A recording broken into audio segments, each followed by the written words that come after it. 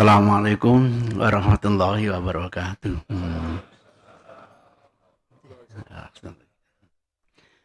Innal hamdalillah nahmaduhu wa nasta'inuhu wa nastaghfiruh wa na'udzu billahi min shururi anfusina wa min sayyiati a'malina. May yahdihillahu fala mudilla lahu wa may yudlil fala hadiyalah.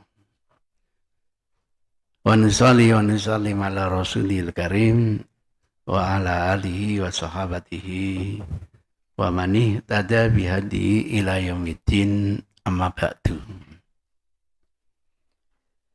Membahas tentang penyebab siksa kubur.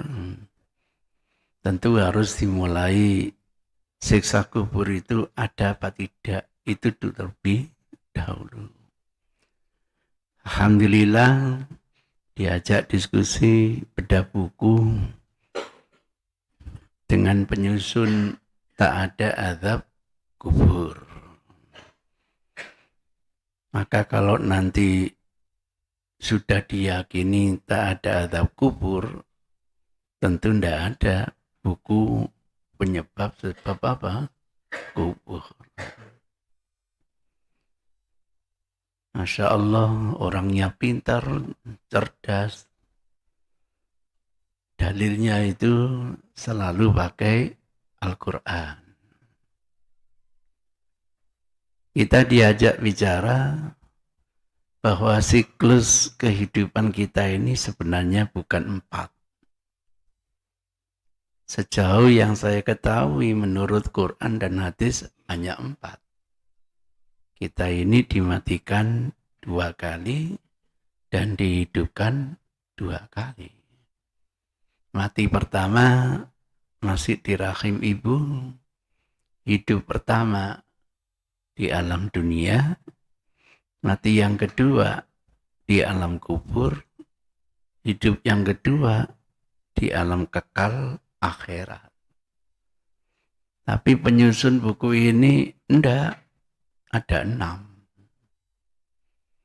Alam pertama namanya alam tanpa nama. Kenapa? Karena kita ini lahir dulu itu hasil tendangan penalti bapak terhadap ibu.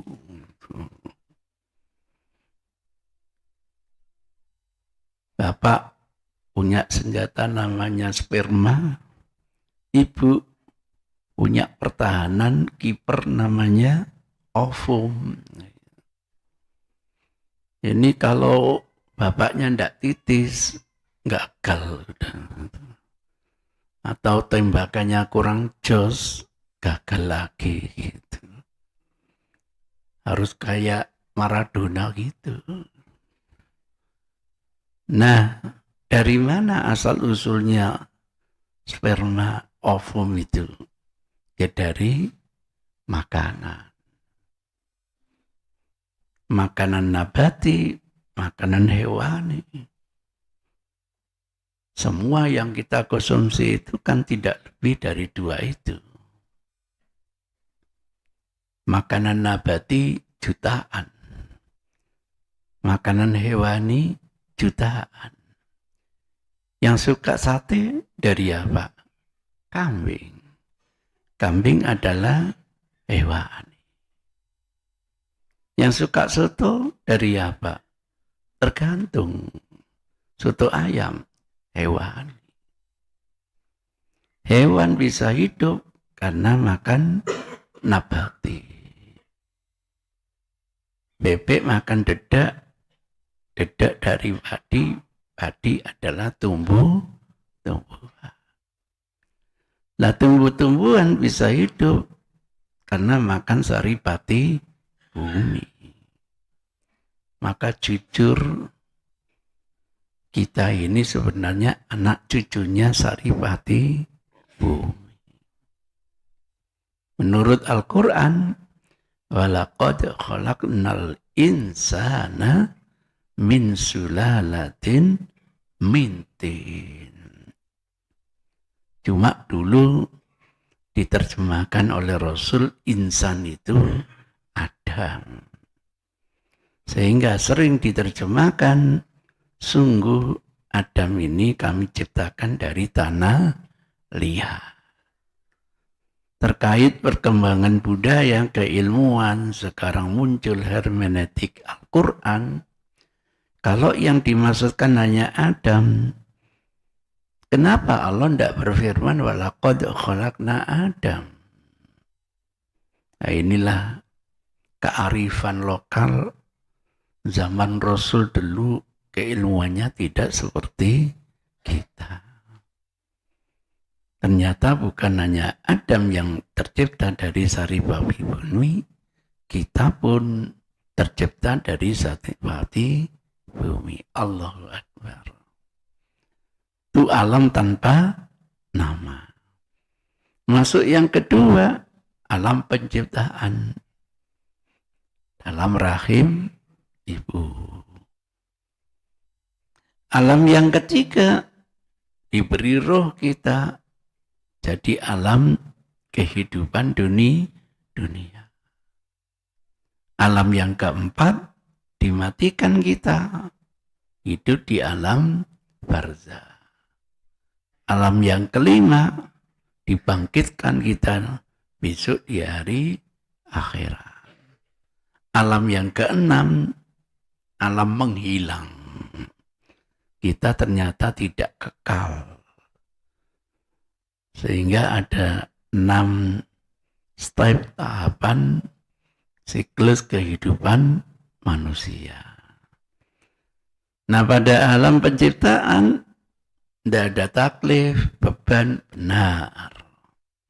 Begitu masuk alam yang ketiga, alam kehidupan, baru ada beban. Bebannya apa? Wa ma khalaqtul jinna wal insa illa liya'buduni. Alam pengabdian. Masuk alam keempat, alam barzah, alam istirahat total. Tidak ada aktivitas, vakum. Maka tidak mungkin di situ ada keyakinan azab kubur. Rasio azab itu kan pertanggungjawaban dulu, kira-kira layak enggak kita nanti disiksa atau tidak disiksa. Lah pertanggungjawaban kan setelah alam kebangkitan. Nanti kalau ada keyakinan azab kubur, wong belum dihisab. Kalau ternyata perhitungan malaikat mungkin akhir keliru, gimana gitu. Memang kita minta tempuh. Gitu. Itu ceritanya. Jadi secara rasio itu tidak mungkin adanya aktivitas, apakah itu namanya siksa kubur atau nikmat kubur. Dalilnya Masya Allah. Dilihat lewat software Al-Quran. Bukan dari bahasa Arabnya, tapi dari terjemahannya. Kata kunci siksa syed.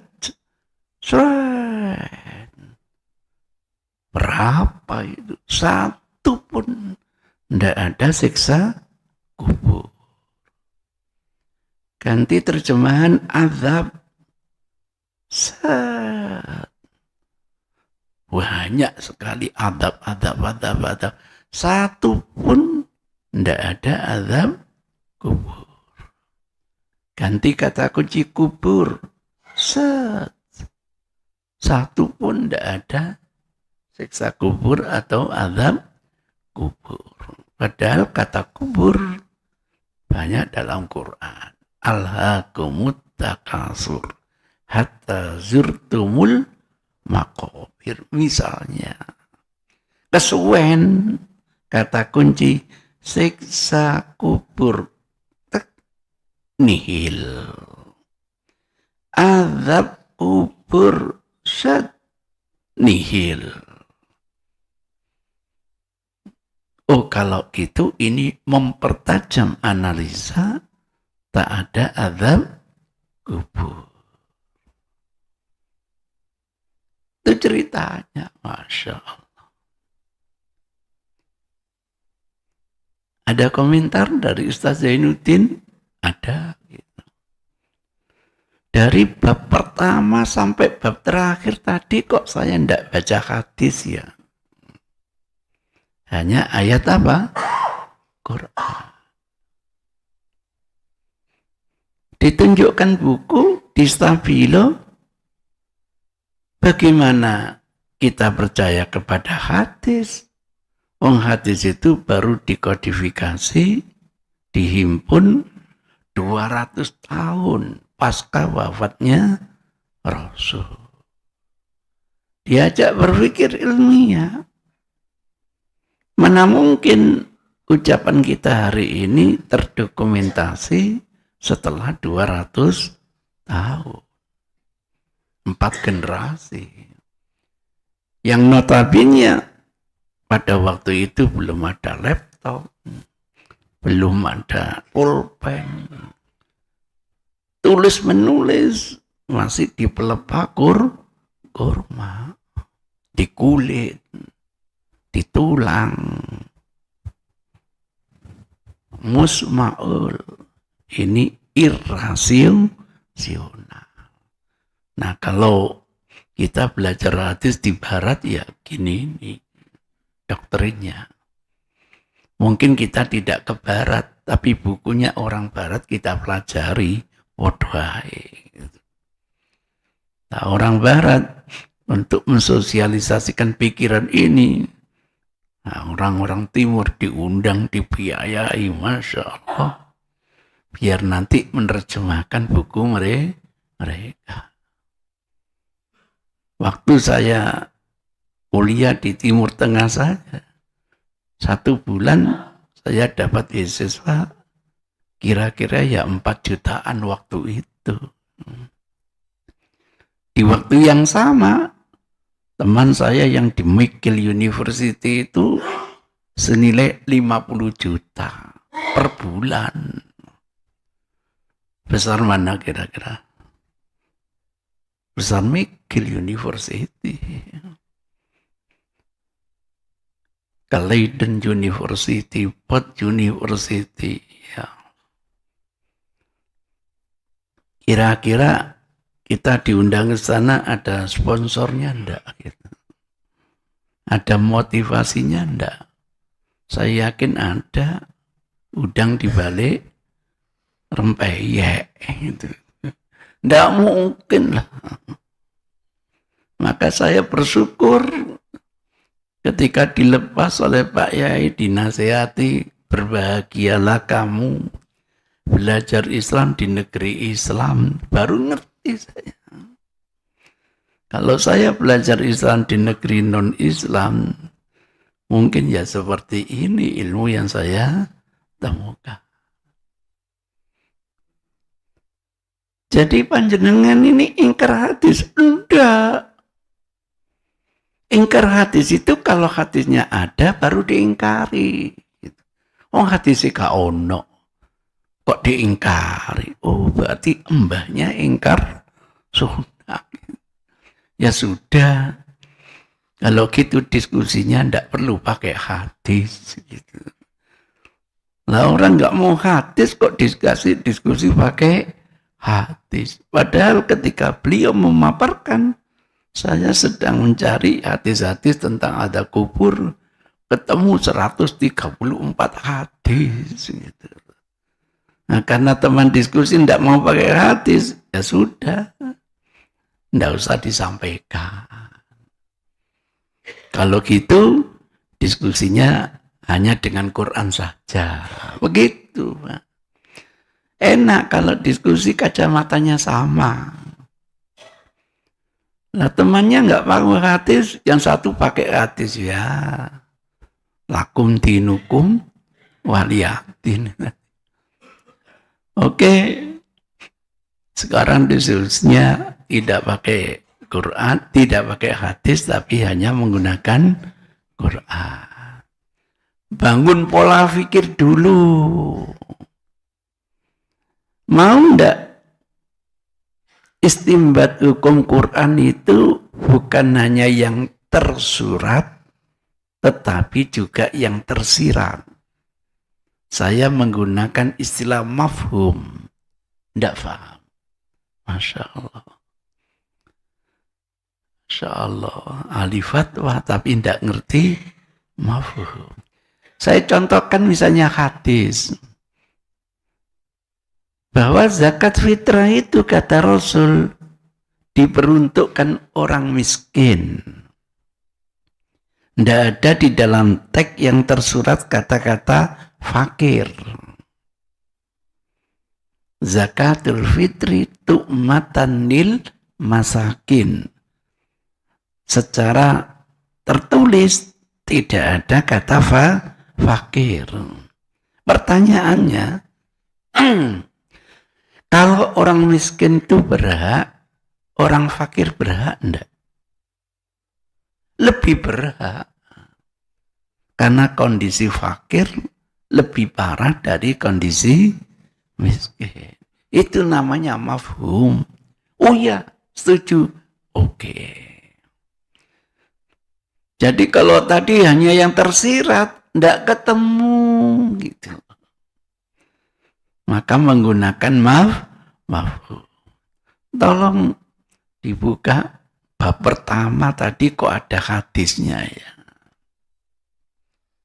Sebab saya temukan ada 6 ayat. Itu kalau menggunakan mafhum akan ketemu itu nanti siksa kubur. Tapi dari 6 ayat ini yang bisa dirasiokan kayaknya hanya 2. Lah yang 4 itu atas penjelasan Rasulullah. Penjelasan hadis. Lah teman diskusi ndak mau pakai hadis. Ya sudah. 2 ayat aja yang kita bahas. Misalnya ini ayat yang pertama. Intinya an-nar yu'raduna 'alaiha huduwan wa asiyya. An-nar terhadap api neraka. Yu'raduna, mereka ditampakkan ardun 'alaiha, padanya huduwa, pada setiap pagi, wa asyiya, pada setiap petang. Pertanyaan ilmiah, kalau ditampakkan neraka itu nikmat atau siksa? Siksa. Tapi kalau ditampakkan surga, nikmat. Kalau ditampakkan via valen, azab ya. Bisa nikmat, bisa azab. Bagaimana enggak jadi azab? Hanya ditampakkan tok. Ya, sedih ya. Seneng. Misalnya begitu. Orang kok mesam menyenangkan gitu ya. Diajak debat tentang data. Engkau air berdua. Loh ya apa sih? Itu namanya bukan debat bro. Itu namanya rembukan gitu. Iya. Itu ceritanya Masya Allah. Nah, sepakat ini siksa? Sepakat. Siapa yang ditambahkan itu? Coba ayatnya sendiri. Terhadap Fir'aun. Bi'ali Fir'aun.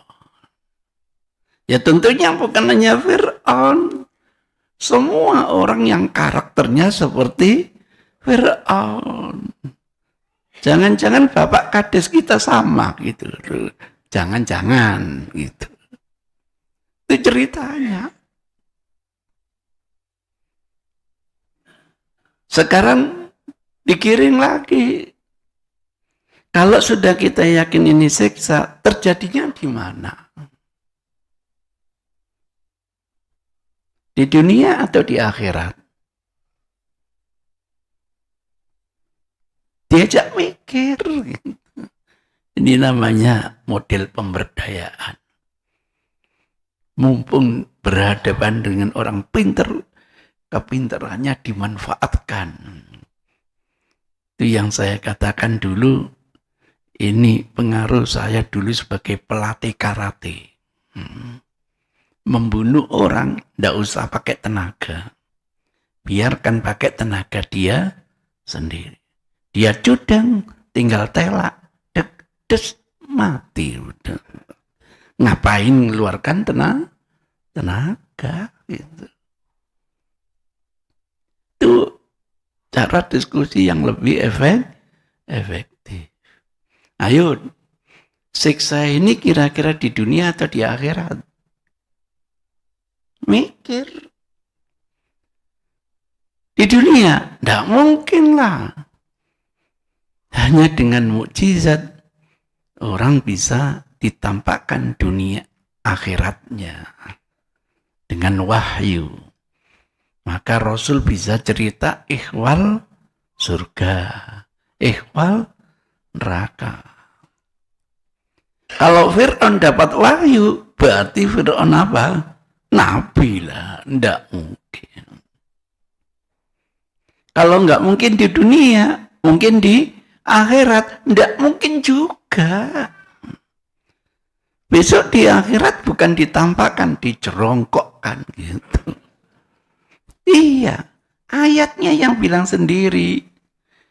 Wa yauma taqumu sa'a adkhilu ala fir'aun asyaddal azab.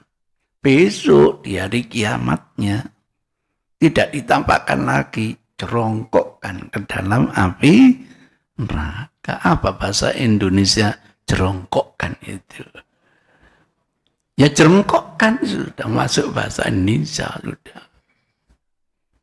Oh, kalau tidak di dunia, tidak di akhirat, di alam yang lain, itulah namanya alam barzakh. Jadi yang tersirat tidak ada. Dengan mafhum kita tahu adanya siksa kubur. Yakin apa enggak sekarang? Yakin. Baru muncul penyebabnya. Waduh, banyak sekali. Kita diajak Rasulullah ziarah kubur.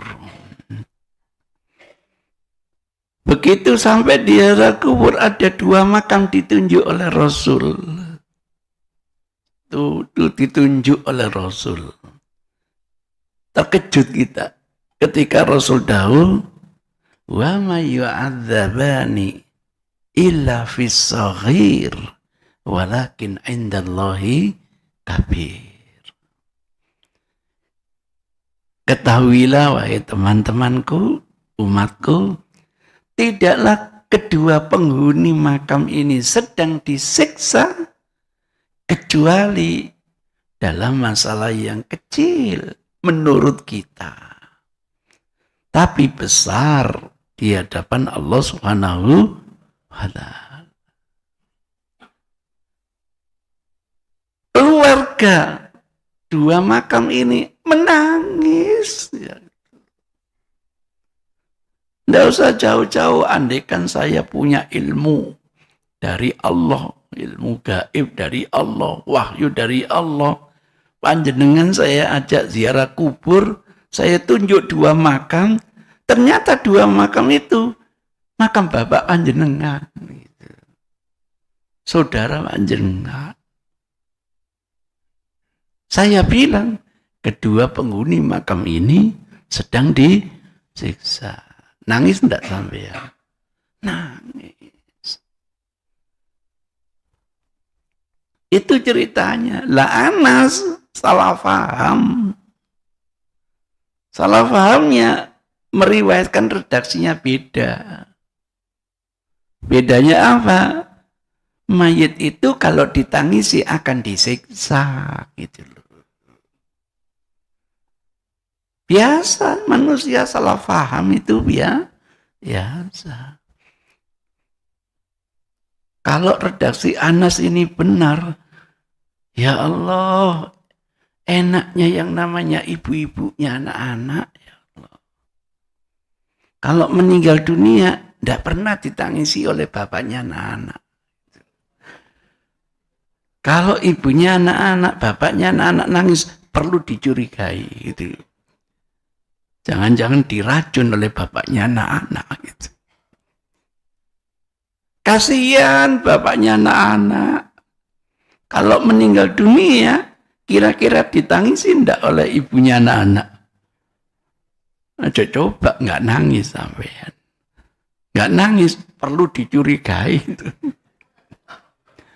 Apa kok bojone mati gak ditangisi? Nah, itulah kodrat wanita beda dengan kodrat laki-laki. Kodrat laki-laki senang pendem-pendemen, katanya kawin mana ngono. Wanita ndak boleh, harus ada masa iddah, harus ada masa khidat. Gitu.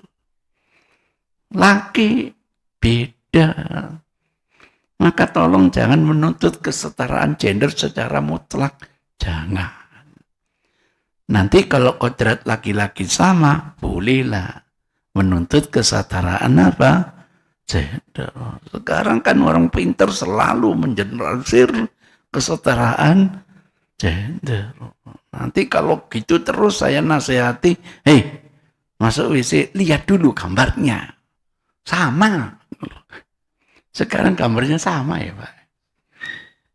Beda warna tok. Namun masuk diubrak-ubrak. Beda, ini WC gambar cewek berarti untuk cewek.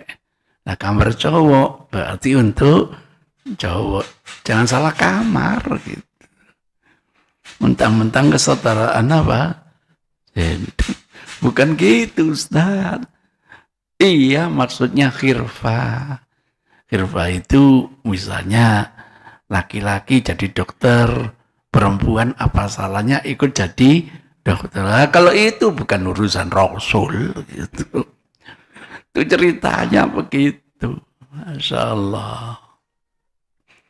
Nah, itu gambarannya.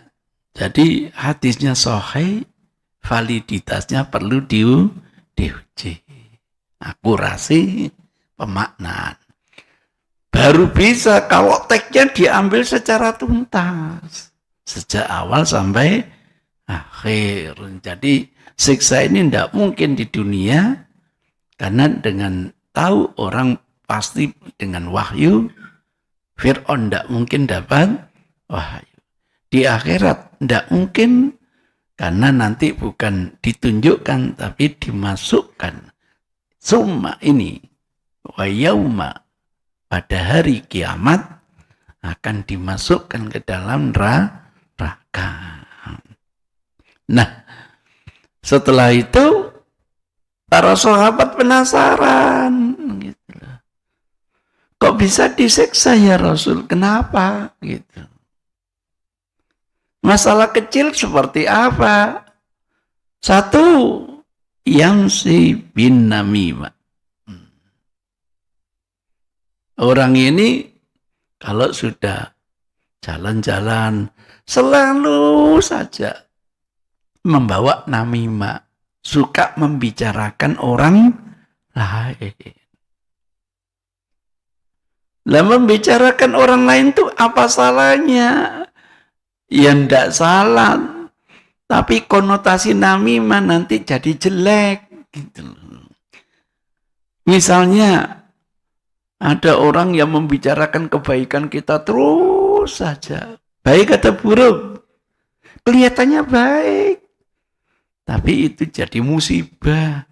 Menjadi kita riak. Kalau enggak riak, Jangan-jangan menjadi sum'ah. Keduanya tidak baik. Itu padahal membicarakan kenyataan loh ya. Yang dibicarakan baiknya loh. Sekarang membicarakan kenyataan, yang dibicarakan bukan baiknya, buruknya. Ya Allah. Itu nanti meningkat menjadi riba. Lebih parah lagi. Nah, sekarang membicarakan justru yang tidak ada pada kenyataan. Malah menjadi apa? Fitnah. Ya Allah. Itu kan mohon maaf, hobinya ibu-ibu begitu. Lu iya. Jam 7 tidur. Jam 8 baru bangun. Jam 9 setelah kerja. Jam 10 ngumpul ke tetangganya. Mulai rasan-rasan. Sing dirasani bojone dhewe. Lah ya jeng aku iki ndek bojo ya mene durung tangi gitu loh. Itu garwa lho, sigare nyo. Jari ini koncone sampean enak bojo panjenengan ngoten. Bojoku wis turu ngorok ngentutan wis ngono hari ini. Walah bro. Gak sadar gitu itu. Hobinya bapak-bapak bu, tambah nemen maneh bu gitu.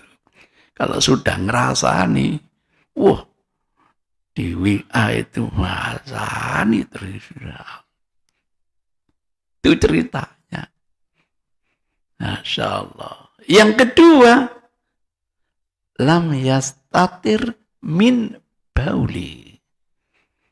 Ada yang menerjemahkan tidak ambil tabir ketika buang hajat.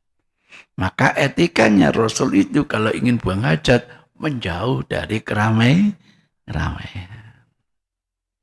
Ada lagi yang memahami tidak cawi ketika buang hajat. Nah, ini karena pemaknaan. Ya boleh-boleh saja, namanya kiro. Gitu. Remeh seperti itu.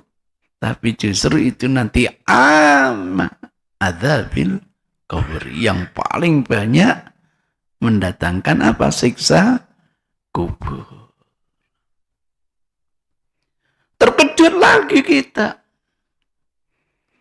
Diajak ziarah lagi ke makam. Setelah itu kita menyaksikan Rasul, karena Rasul itu uswatun hasanah.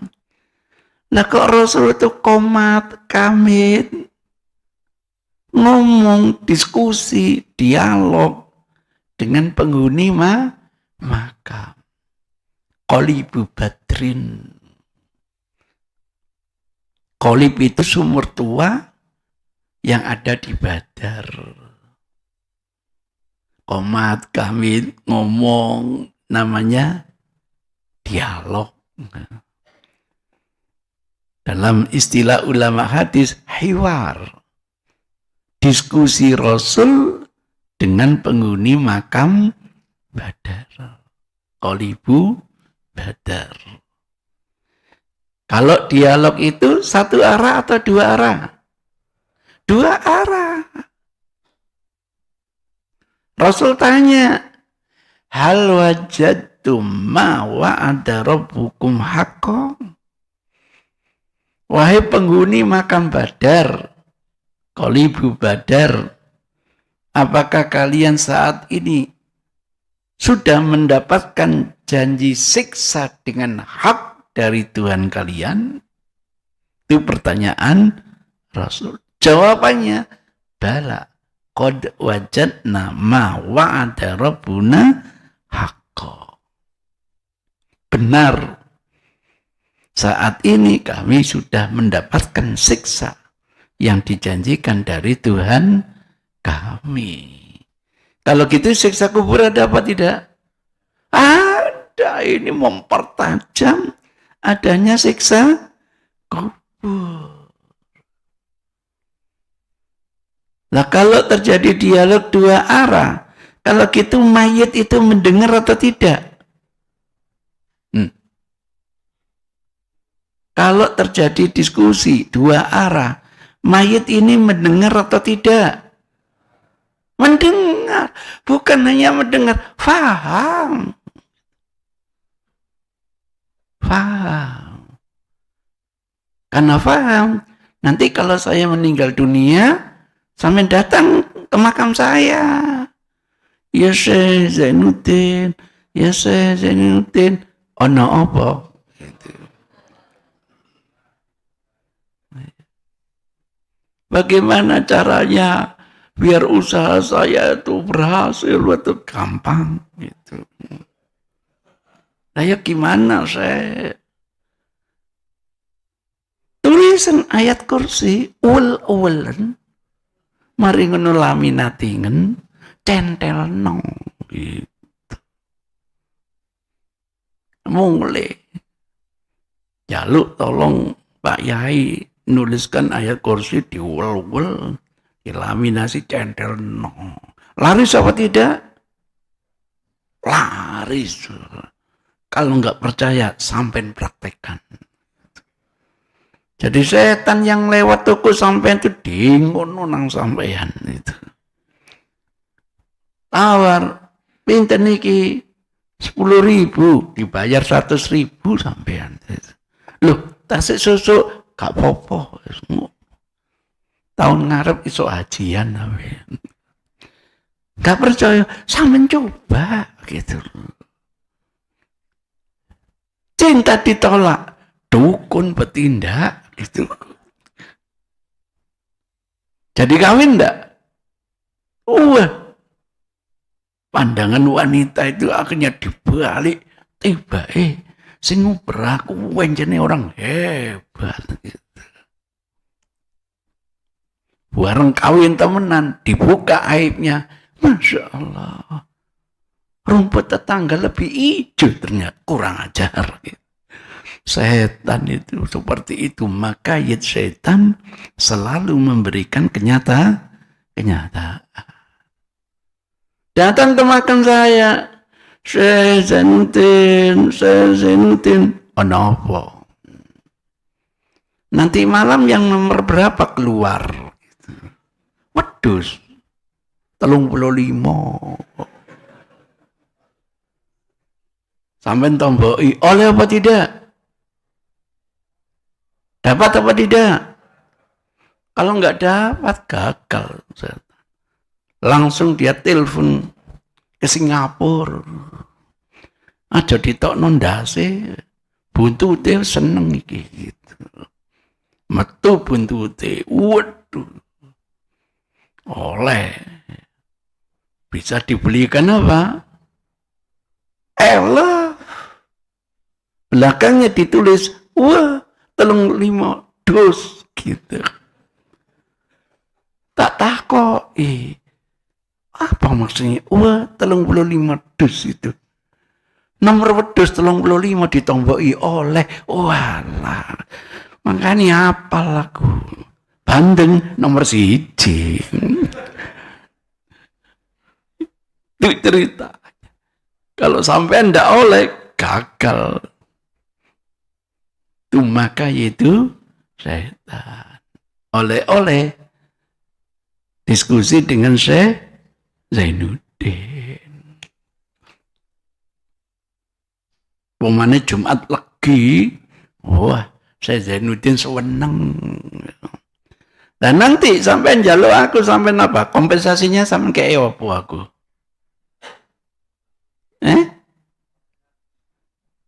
Apa kompensasinya?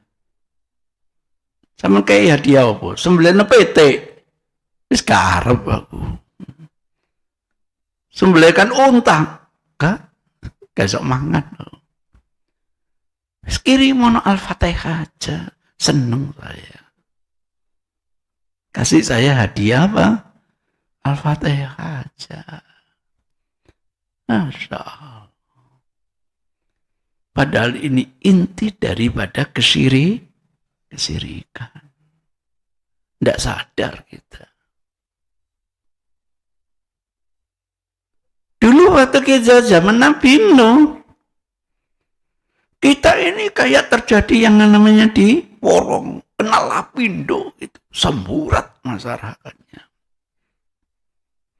Ada yang pergi ke Sidoarjo kota, ada yang hijrah ke Madura, ada yang hijrah ke Jombang, ada yang hijrah ke Pasuruan, tersebar kita.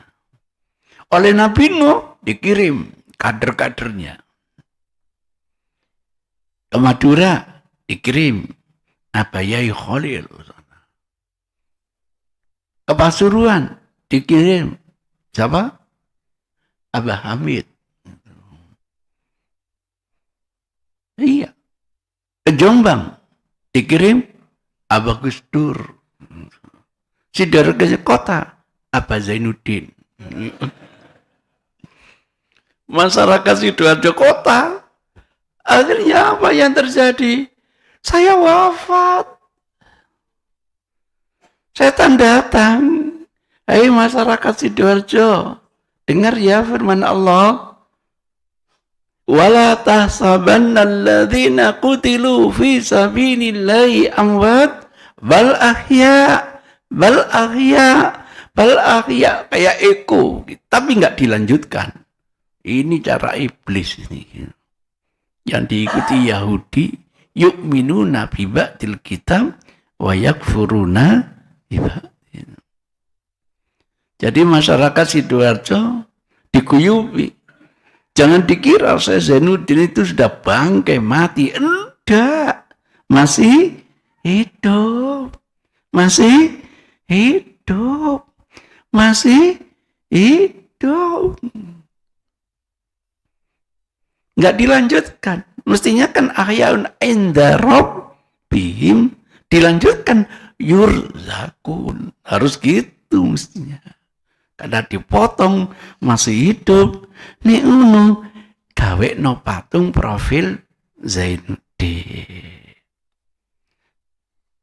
Nah, rohnya Zainuddin semayan di patung itu. Nanti kalau minta kepada Allah jangan jujuk, ojo, nggak makomnya, harus cari mursyid. Mereka yang dekat dengan Allah. Kayak minta kepada presiden, ojo jujuk. Minta dulu mediatornya di-ACC oleh Pak Kades, di-ACC oleh Pak Camat, di-ACC oleh Pak Bupati. Kalau perlu Bu Menteri, jangan lupa istrinya presiden, itu penting. Iya. Iya, orang suami takut istri. Ayo, gak on kayak cerai, ngono. Alhamdulillah, itu sunatullahnya gitu. Itu ceritanya. Kebetulan saya dianggap orang mursyid. Mursyid satu lagi.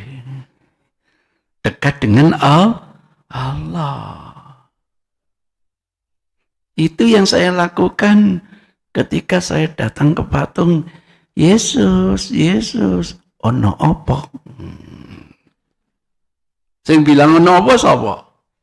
Sing ana jero ambek kipas.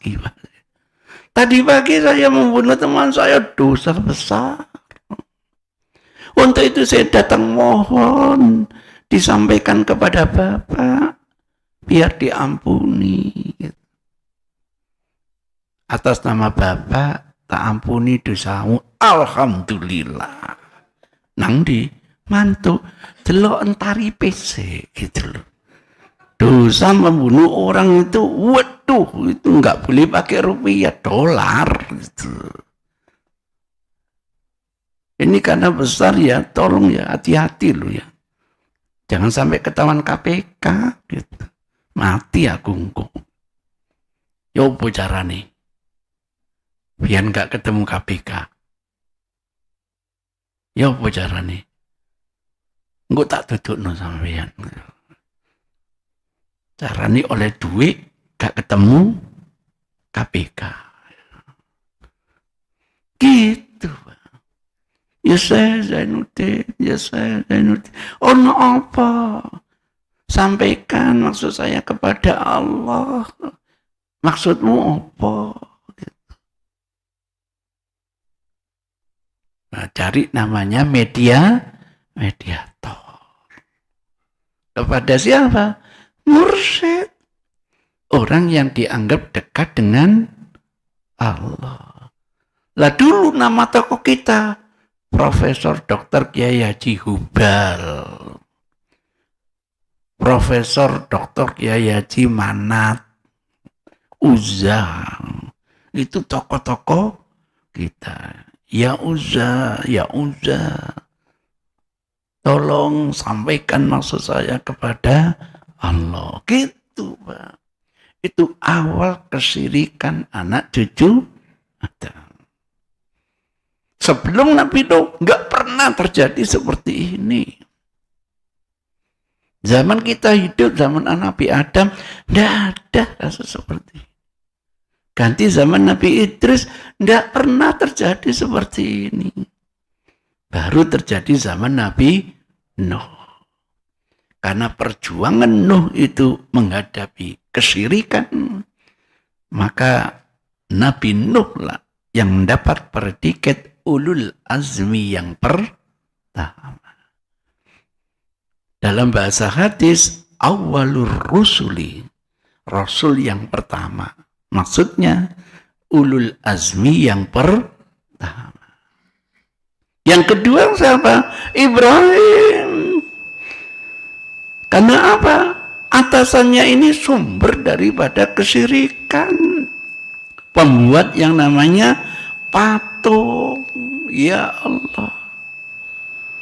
Maka perjuangan Ibrahim pun masuk kategori ulul azmi.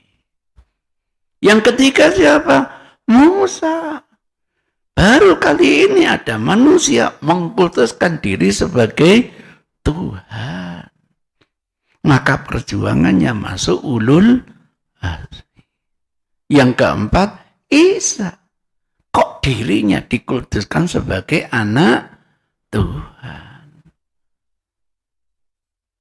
Maka perjuangannya untuk meyakinkan dia bukan anak Tuhan, namanya ulul azmi. Segala jenis kesyirikan mulai Nabi Nuh sampai Nabi Isa dihadapi oleh Rasulullah Sallallahu Alaihi Wasallam.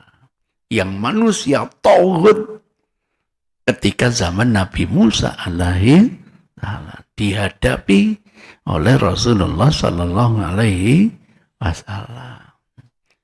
Untuk itu ziarah makam tidak sembarangan. Iman belum kuat, haram ziarah kubur. Kalau diizinkan, bukan kemaslahatan yang terjadi, tapi apa? Kesyirikan. Na'udzubillahi min dzalik. Tapi kalau iman kita sudah kuat, kita sudah di periode Madinah, malah dianjurkan untuk ziarah kubur. Diharapkan dengan ziarah kubur mengingatkan kematian.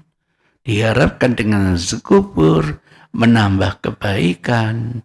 Diharapkan dengan ziarah kubur, mudah-mudahan kita nanti, Masya Allah, teringat akan kehidupan akhirat. Kalau itu yang menjadi pola pikiran kita, apa artinya harta yang kita tumpuk-tumpuk, toh harus kita tinggal. Apa artinya istri kita ini yang cantiknya, Masya Allah, harus kita tinggal. Khalil kalian, katanya Rasul, ada 3. Khalil itu teman sejati. Yang pertama, apa yang Anda infakkan, sedekahkan, itu sebenarnya harta hakiki Anda. Itu sebenarnya harta hakiki Anda, kekasih Anda. Nanti akan terbukti kalian ada itu selalu ditolong oleh Allah. Itu aset Anda. Tapi ketika kita kembali ke Khalik, dia memisahkan kita. Yang kedua, kerabat Anda, kekasih Anda. Itu Khalil Anda, kekasih Anda. Tapi ingat, ketika kembali ke Khalik, dia pun meninggalkan Anda. Yang ketiga, amal soleh Anda. Nah, ini kekasih yang sejati. Ketika menghadap Khalik, dia terus mengikuti kita.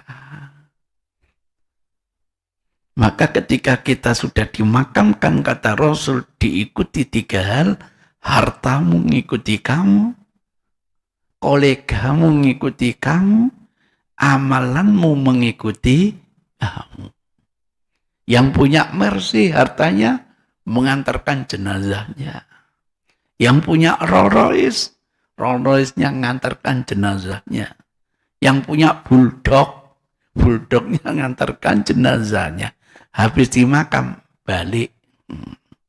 Tinggal amalan yang mendampingi kita. Ditanya, "Hai Zainuddin, kenal Muhammad?"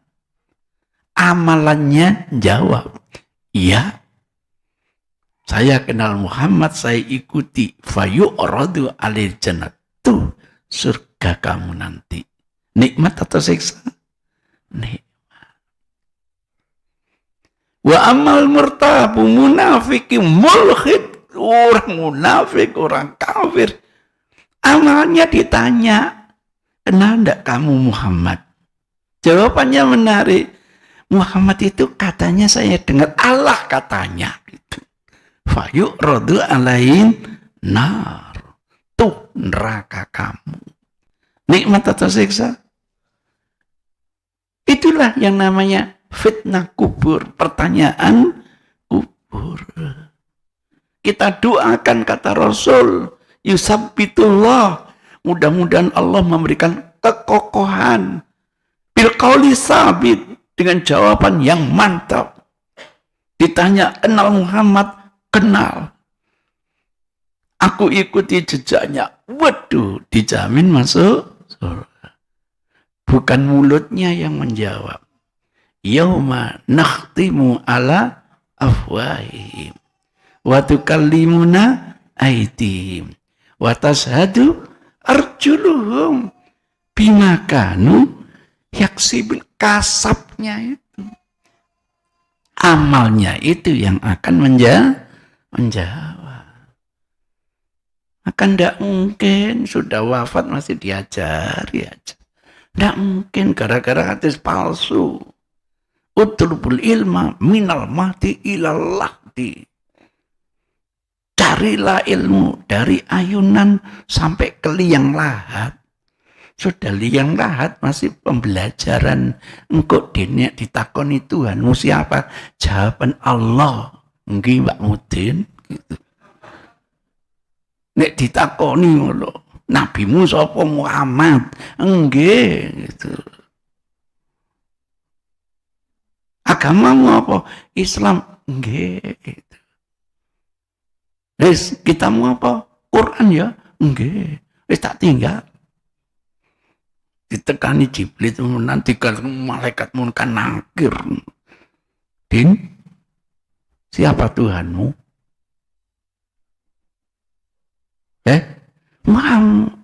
Tuhanmu siapa? Allah, kata Pak Mudin.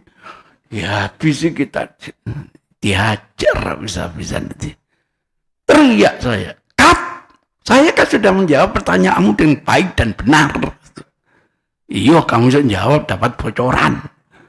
Aduh, dosanya Pak Mudin gede gitu. Membocorkan pertanyaan dan jawabannya lagi. Maka nih, nggawa alat ono kene.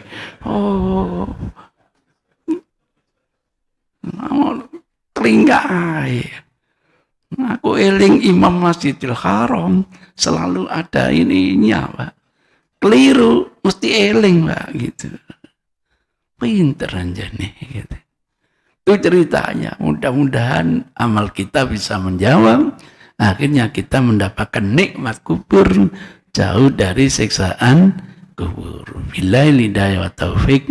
Wassalamualaikum warahmatullahi wabarakatuh.